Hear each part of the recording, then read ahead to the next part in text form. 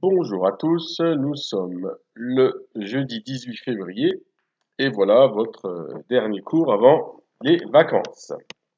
Je vais également vous parler du DM juste après. Alors déjà, c'est une bonne chose, vous avez un peu plus répondu au travail, c'est bien. La plupart, c'était très juste, très bien fait. Bon, quelques petites fautes de calcul chez un, mais bon, c'est pas... Je vais revenir dessus.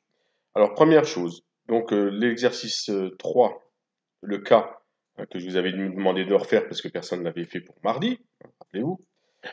Donc, je vous avais aidé, je vous ai donné V, il fallait trouver V' qui valait 1, et puis U', il fallait calculer la primitive exponentielle 3x. Hein, donc, n'hésitez pas à utiliser intégrale exponentielle 3x pour avoir une primitive, hein, si vous n'êtes pas sûr de vous. Juste la constante,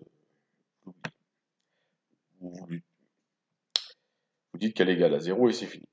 Voilà, donc ensuite on écrit la formule, hein, donc VU', c'est U fois V entre moins 1 et 1, moins intégrale de, donc si ici j'ai mis VU', ici j'ai UV', hein, et d'où l'utilité de mettre V égale x plus 1, comme ça V' il vaut 1, et puis là j'ai plus rien.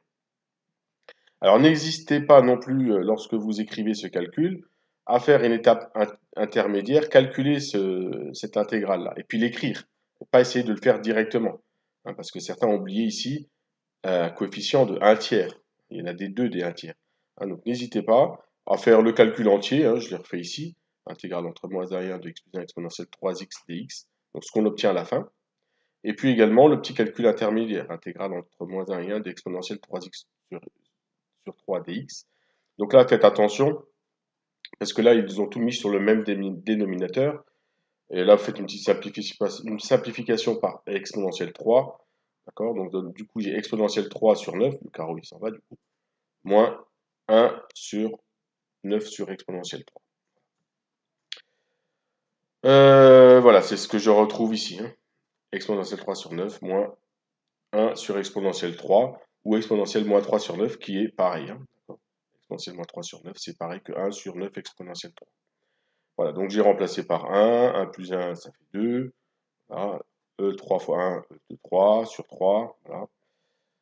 Moins 0, parce que en moins 1 plus 1, ça fait 0. Et puis là, donc, hein, là, donc il n'y a personne qui a oublié sur un tiers. Hein, donc on fait l'intégrale de ça. Donc on a le 1 tiers. Et ensuite la primitive d'exponentielle 3x. Du coup, il se retrouve encore un 3. Voilà. Et j'obtiens donc 5 exponentielle 3 sur 9 plus 1 sur 9 E3. Ou 1 sur 9 fois exponentielle moins 3. Hein, si vous laissez l'exponentielle moins 3, ça ne me dérange pas. Voilà. Mais sachant que sur GeoGebra, ça sera écrit ça. Voilà, il n'y a pas eu trop de soucis, mis à part sur un tiers, donc j'insiste pas plus. Euh, Juste Jason, hein, comme tu me l'as pas envoyé, bah, je t'en ai redonné à faire pour le DM en plus, hein, un petit exponentiel. Ça te fera pas de mal. Alors ensuite, on cherche l'expression de la fonction causale, donc qui valait t plus 1, et ensuite 2. Alors voilà, donc je renlève tout. Voilà. La fonction causale qui valait t plus 1 entre 0 et 1 et 2 ensuite. D'accord? Alors, pour avoir la fonction causale, je vous répète, on va à l'envers, hein. Déjà, alors donc ici, vous voyez qu'il y a le 1, hein. Après 1, elle vaut quelque chose, donc on a le u de t moins 1 qui va intervenir. Hein, je vous avais même fait le tableau, je crois, avec des pointillés. Hein. Donc ici, compléter ce qui est dedans. Voilà. Donc je reprends tout ça. Alors, donc u de t, ça vaut, il faut savoir, hein, ça vaut 0 et après ça vaut 1. Voilà, tac. U de t moins 1. Alors, par contre, ici, ça vaut 0 et 1. Mais là, je veux t plus 1. Parce que U de t moins 1, lui, il vaut 0. Et ensuite, il vaut 1. OK? Donc ici, moi, par contre, je veux pas 1, je veux t plus 1. Donc du coup, devant le t, qu'est-ce que j'écris? Entre parenthèses, t plus 1. Donc si ici j'ai t plus 1, bah, du coup, ici j'ai t plus 1 aussi. Voilà. Et maintenant, bah, il va falloir que je mette un coefficient devant le u de t moins 1 pour que f de t vale 2 après 1. Hein, après, lorsque t est plus grand que 1. Donc, bah, pour avoir 2, il faut mettre un moins t, on est d'accord? parce que t moins t, ça fait 0, ouais, et plus 1. Et donc, devant le coefficient, je vais écrire moins t plus 1. Alors ça, c'est au programme, hein, ça, c'est évaluable. Hein. On vous donne un signal, il faut trouver la fonction causale, et ça transformer de la place. Alors, une fois qu'on a ça, donc la fonction t plus 1 u de t plus moins t plus 1 u de t moins 1, bon, il y a une petite chose à faire, c'est ici, on utilise la linéarité, ça donne t u de t plus u de t, et puis moins t moins 1 u de t moins 1. Donc pour avoir la transformée de la place, ben, soit j'utilise mon ordinateur et je demande la place de t, puis vous voyez que ça donne 1 sur P2. La place de 1, ben, ça donne 1 sur P. Et puis là, on ne peut pas la place de t-1, parce que là, il y a le retard. Hein. Donc, soit vous rappelez, ou soit vous utilisez le tableau de conversion. Donc ici, vous demandez la place de t, comme ici, ça donne 1 sur P2. Voilà. Et puis comme j'ai un retard de moins 1, ça donne exponentielle moins P, avec le signe moins. Donc voilà que j'ai trouvé. Alors il n'y a pas eu de souci là-dessus. Il y a eu un petit peu de souci sur la méthode 2. Donc la méthode 2, on utilise la définition. On calcule l'intégrale de f de t exponentielle moins p entre 0 et plus l'infini. Mais comme la fonction elle est différente entre 0 et 1 et entre 1 et plus l'infini, ben, il faut faire deux calculs distincts. Alors on commence par celui entre 0 et 1. Entre 0 et 1 de t plus 1 exponentielle moins pt dt. Donc je vous rappelle que c'est fait ici. Hein, vous pouvez le faire avec GeoGebra. Voilà, je vous le montre. Voilà. Il faut juste, lorsque vous écrivez la fonction, vous mettez virgule t, parce que c'est une fonction en t. Voilà. Et puis après, vous mettez virgule p, virgule t, virgule p. Voilà. Et puis ça vous donne, là, en fait, vous avez la transformée de la place. Ok? Voilà, ça vous donne tout ça. Voilà. Sauf il y a une petite simplification à faire. Hein. Ici, on simplifie par P, donc ça donne moins 2 E exponentielle P sur P. Et puis P sur P2, ça donne 1 sur P. Je vais faire un petit peu attention. Voilà, sinon, ça a été déjà fait plusieurs fois. Je dis que ça, c'est V, le T plus 1, donc V' vaut 1. Voilà. Et puis, exponentielle PT, c'est le U', et donc la primitive, c'est E exponentielle PT sur moins P. Et puis je remplace, j'essaye de ne pas faire de faute de signe, hein, comme certains ont fait, et puis voilà, ça me donne ça. Il n'y a pas trop de difficultés. Entre 1 et plus l'infini, alors la fonction vaut 2, il ne faut pas oublier de mettre le 2. Alors vaut mieux le sortir. Hein. Primitive exponentielle moins pt, c'est exponentielle moins pt sur moins p, entre 1 et moins plus l'infini. Exponentielle moins l'infini, ça fait toujours 0.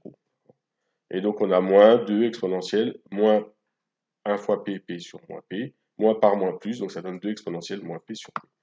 Donc, et ici, il y a deux choses qui s'annulent. D'accord?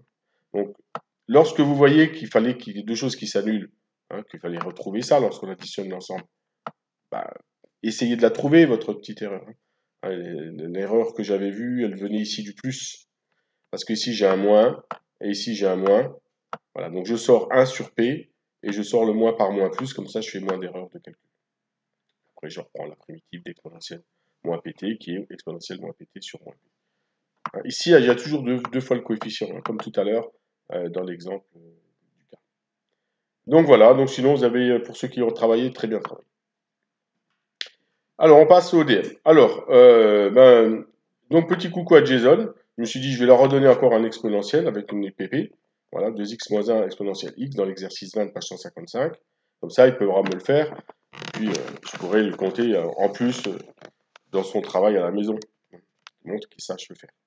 Et puis là, un nouveau, intégrale entre 0 et pi de cosinus x dx. Alors, à nouveau, mais c'est tout ce qu'on va faire à la rentrée, avec des cosinus et des sinus. Alors là, je vous ai donné un facile. Pourquoi? Parce qu'on va prendre b égale x, comme ça v' vaut 1, et u prime égale cosinus x, et comme ça, la primitive, c'est sinus x. Vous pouvez prendre des GeoGebra si vous voulez pour la trouver. Hein, la primitive de cosinus x, c'est sinus x. Compris à retenir. La dérivée de sinus, c'est simple, c'est cosinus. D'accord? Donc, n'hésitez pas à prendre, surtout là, ça fait un moment que vous n'avez pas fait des intégrales avec des sinus. Hein, je vais vous donner les solutions, pas les réponses, mais pas comment on fait, les réponses. Enfin, ce que vous pourrez trouver de vous-même. Hein. Alors, elle est où? Voilà.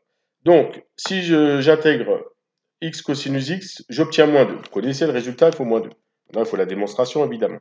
Et puis ici, qu'est-ce que j'ai fait? J'ai fait l'intégrale de sinus x entre 0 et pi, qui vaut 2. Pourquoi? Bah, regardez bien. Alors, vous le ferez à l'écrit.